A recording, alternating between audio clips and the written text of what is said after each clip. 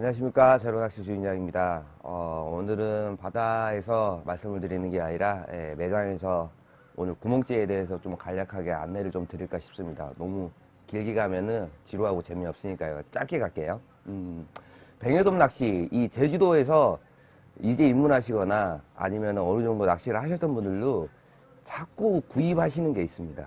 바늘이나 목줄 외에요. 그게 뭐냐면 찌입니다. 찌들을 제일 많이 구입을 하세요. 또 많이 잊어먹기도 하는 게 찌기도 해요. 근데 이 찌도 사보시고 저 찌도 사보시고 많은 찌들을 사보시고 본인에게 맞는 찌를 선택을 하시게 돼 있어요. 저 역시도 그래왔고요.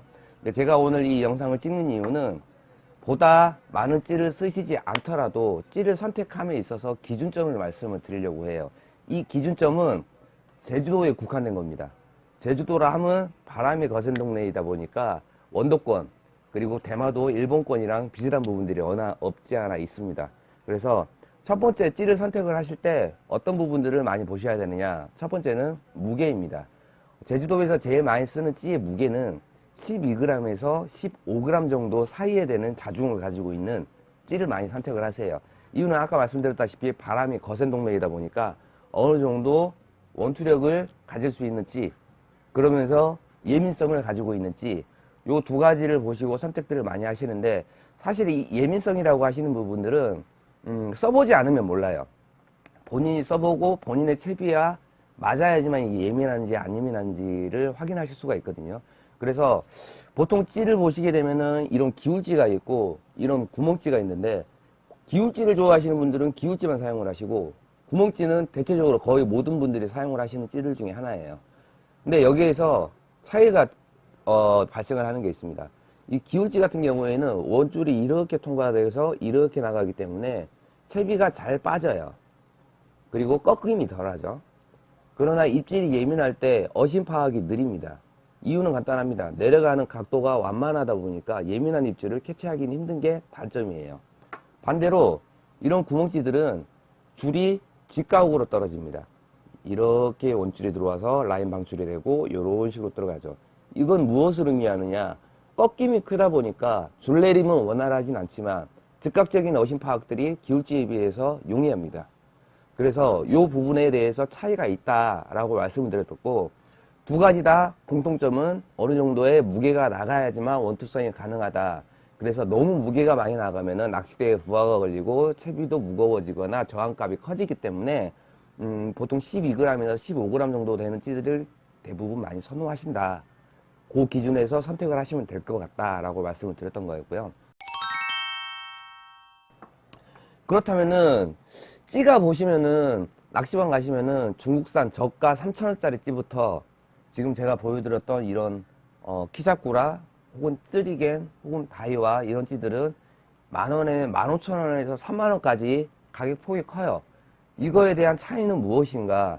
3,000원짜리 쓰면 되지 않겠느냐 라고 여쭤보시는 분들 계시는데, 저는 입문하시는 분들한테 요런 2만원 이상에 되는 찌들은 잘 권해드리질 않아요. 이유는 찌를 해먹을 확률이 되게 높습니다. 그러다 보니까 이런 저가찌들, 제로찌입니다. 제로찌인데 표기는 제로라 되어 있는데 실제 바다에 나가서 수족관에서 제가 부력 테스트를 해보면은 3B 정도의 여부력이 나와요. 사기죠. 사기인데 이 찌가 그렇다고 나쁘다고 할 수는 없어요. 고가찌일수록 정확한 브렉을 가지고 있고 정확한 브렉을 가지고 있다는 것은 사용자들의 그만큼의 편의성을 주는 겁니다. 그래서 편의성을 주지 않는 이런 저가찌들은 가격이 싸기 때문에 내구성은 약할 수는 있지만, 그리고 어느 정도의 여부력이 있을 수 있지만, 그 여부력을 캐치해서 활용을 하시게 되면은 3만원짜리 찌에 버금가는 효용을 가질 수가 있습니다. 일단 가격만 따지더라도 10개를 살 수 있잖아요. 그죠? 그리고 초보자분들은 밑걸림이 심하고 찌채비를 잃어먹을 확률들이 크기 때문에 저는 이런 찌들을 권해드려요.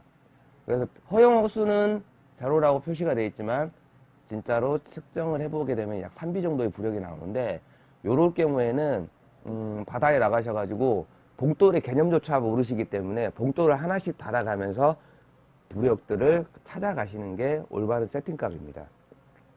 그래서 제가 입문자분들에게 이런 제로찌를 쓰십시오라고 해서 이 제로찌를 고가의 라인을 찌를 드리더라도 각각의 운영하는 봉돌의 호수들을 이해를 못 하시면 아무짝에 쓸모가 없기 때문에 입문자분들은 이런 부분들에 대해서 조금 생각을 해보셔야 될 부분들이고, 무조건 고가의 찌가 좋은 건 아니다 라고 말씀을 드렸던 겁니다.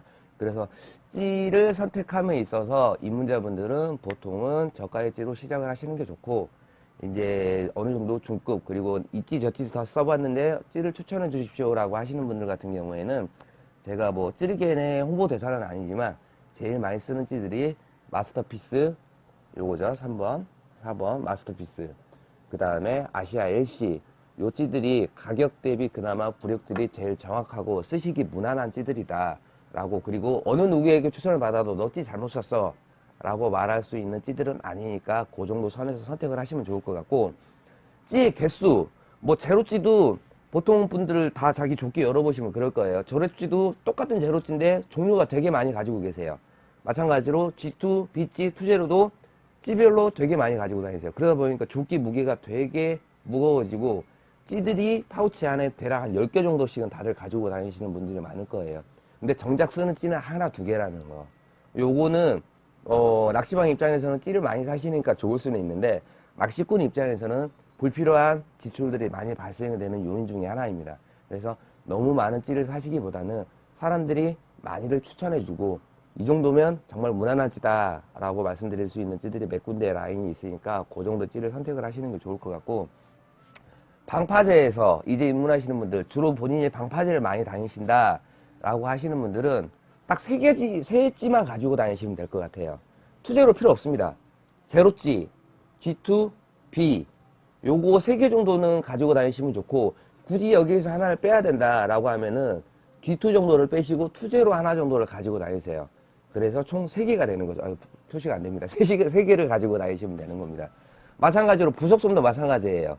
제로, 투제로, 그 다음에 G2, 요거 3가지만 가지고 다니시더라도 어느 영역이든 사실 유형의 묘미이긴 한데 다 커버가 될 수 있습니다. 그래서 이게 찌 파우치는 혹시라도 불안해서 가지고 다니실 수는 있긴 하지만 저도 그러긴 합니다. 대략적으로 조끼에는 3가지 정도의 찌만 가지고 다니시더라도 어떤 상황이든 다 커버가 가능하시다, 많은 찌가 필요 없으시다 라고 드리고 싶었던 게 제 오늘의 영상의 요약입니다. 한 줄 요약, 찌는 많이 필요 없다입니다.